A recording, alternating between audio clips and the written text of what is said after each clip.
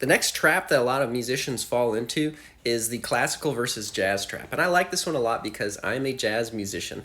So the classical philosophy is a lot different than the jazz philosophy.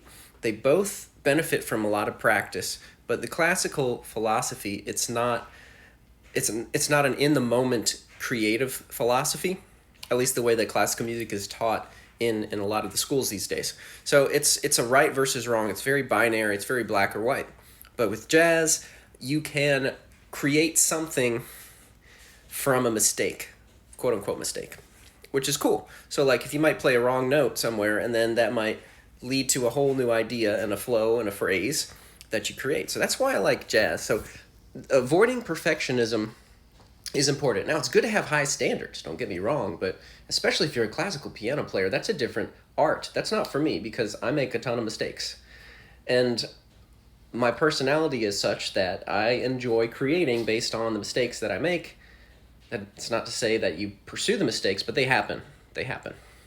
Um, and I like this philosophically because I think that it leads to a better life lived. When you're living life, you make mistakes. But if that can inspire a new arc of your story, a new creative idea, a new way of doing things, then is it really a mistake? Maybe it was just a plot device.